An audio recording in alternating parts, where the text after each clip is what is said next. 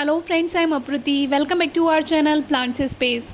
हर बार आप शिकायत करते हैं कि आपके हर श्रृंगार के यानी पारिजात के पौधे पे फूल नहीं आए, लेकिन इस बार हम आपको बताते हैं कि पहली बार ऐसा हुआ कि हमारे पौधे पर भी फूल नहीं आए।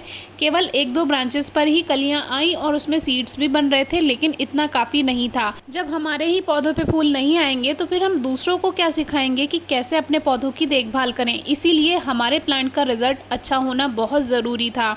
तो काफ़ी चिंता हुई। इतना समय बीत गया था, पूरा रेनी सीजन निकला जा रहा था, प्लांट पे कहीं कोई उम्मीद ही नहीं थी फूलों की। बस 2 ही टहनियों पे जून से फूल आ रहे थे और उसमें भी सीड बनने लगे। और देखिए कोई शूट में आप देखिए कहीं से कहीं तक कोई इसमें फूल का नामो निशान तक नहीं था। सितंबर की शुरुआत हो चुकी थी और कुछ दिनों में बस सीज़न चला जाएगा, फिर फूल कैसे ही आएंगे। तो थोड़ी चिंता हुई। और सही बात बताऊं तो मैंने जानबूझकर इसकी देखभाल नहीं की थी। धूप मिल रही थी, पानी मिल रहा था, लेकिन इसको खाद नहीं मिल रहा था। तो मैंने ये सोच के इसको खाद नहीं दिया था कि काफ़ी व्यूअर शिकायत करते हैं कि हमारे हर श्रृंगार के पौधे पे फूल नहीं आ रहे हैं। तो ऐसा कैसे हो सकता है जब आप उसको अच्छी धूप दे रहे हैं, सब कुछ अच्छी केयर कर रहे हैं।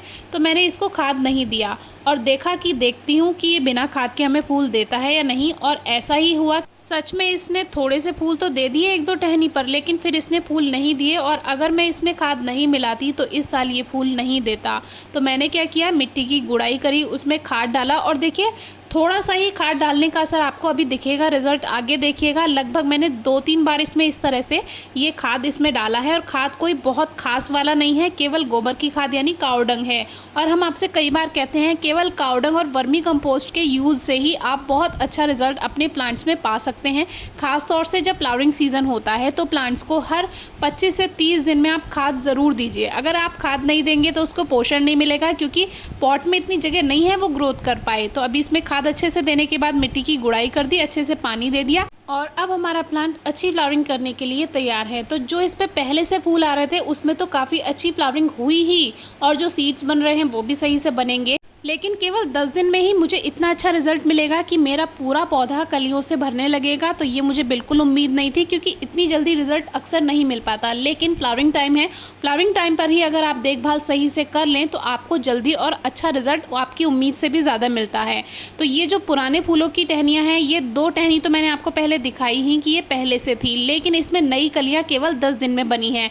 और इसमें खाद का सबसे ज़्यादा योगदान है। और खाद के साथ साथ अच्छी धूप मिलना और पानी मिलना ये भी ज़रूरी होता है। तो धूप तो अच्छी मिल ही रही थी, पूरे दिन की धूप में रखा रहता था पौधा, लेकिन पानी भी अच्छा मिलता था। रोज़ शाम को हम वाटरिंग कर देते थे, चाहे बारिश हो चाहे बारिश ना हो। बारिश के पानी की भी अपनी एक अलग ही अहमियत है, क्योंकि बारिश का पानी पौधों में एक तरह से बहुत अच्छा काम करता है उसकी ग्रोथ के लिए। आप देखेंगे रेनी सीजन में कैसे प्लांट्स होते हैं, बिना रेनी सीजन के कैसे प्लांट्स होते हैं, कभी कंपेयर कीजिएगा, आपको पता चल ही जाएगा। तो ये जो 2 टहनियाँ थी इन पे तो ग्रोथ हो ही रही थी, तो मैंने इसको कट नहीं किया, क्योंकि अभी इसमें सीड्स बन रहे हैं और सीड्स बनने दूंगी मैं अपने पौधे पे।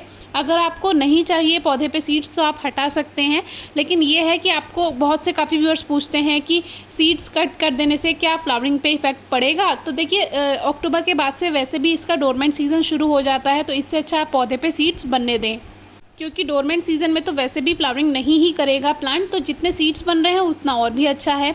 तो देखिए अब धीरे धीरे हर इसकी शाखा पे आप देख सकते हैं कलियां आने लगी हैं, न्यू ग्रोथ होने लगी है। पहले मैंने सोचा था कि जब ये पूरे फूल देने लगेंगे सारी ही टहनियों पे तब आपसे शेयर करूंगी, लेकिन तब लेट हो जाएगा, क्योंकि अभी इसको खिलने में लगभग सितंबर पूरा बीत जाएगा। तो इसीलिए अगर आप लेट हो गए तो आपके प्लांट पे भी फ्लावरिंग नहीं होगी। अगर आपके हर श्रृंगार के पौधे पे फूल नहीं आ रहे हैं तो अभी सितंबर है, अभी आप काम कर लीजिए। पूरा अक्टूबर तक इसका फ्लावरिंग सीजन चलेगा, फिर धीरे धीरे जैसे जैसे सर्दियाँ आएंगी वैसे वैसे इसकी पत्तियाँ पीली होकर झड़ने लगेंगी और फ्लावरिंग भी धीरे धीरे कम होकर बिल्कुल बंद हो जाएगी। तो अभी से अपने प्लांट को ध्यान दे दीजिए। मैंने आपसे पहले भी कहा है कि इसकी कटिंग प्रूनिंग का टाइम रेनी सीजन नहीं होता है, क्योंकि इस समय इसका फ्लावरिंग का टाइम होता है। तो कटिंग प्रूनिंग जो भी आपको करनी है, रिपोर्टिंग वगैरह, वो सभी आप फरवरी मार्च में पूरा कर लिया कीजिए। इस समय केवल प्लांट्स में खाद देने की ज़रूरत होती है, उसी पे सबसे ज़्यादा फोकस कीजिए। और जो नीचे से प्लांट्स के इधर उधर से शूट्स बन रही हैं या न्यू ग्रोथ हो रही है उसको हटा दें। इसमें भी हो गई थी तो मैंने इसमें से रिमूव कर दिया था वो, और खाद मिला करके इसने पूरा प्लांट ने अपना फोकस जो किया वो पूरा फ्लावरिंग पे किया। अब हर ब्रांच पे आप देखेंगे कलियाँ ही कलियाँ हैं। इसकी फ्लावरिंग की वीडियो आगे कभी शेयर करूँगी, लेट हो जाता तो फिर सही नहीं था। व्यूअर को सही टाइम पर जानकारी देना ज़रूरी है। अभी हमारे एक व्यूअर ने कमेंट किया था कि उनके गुड़हल की उन्होंने गलत टाइम पर कटिंग कर दी और अभी उसका फ्लावरिंग सीजन था, अभी उन्होंने कटिंग कर दी। तो सही समय पे किए गए काम का रिजल्ट ज़रूर मिलता है। कोई क्वेरी हो तो पूछेगा। Thank you.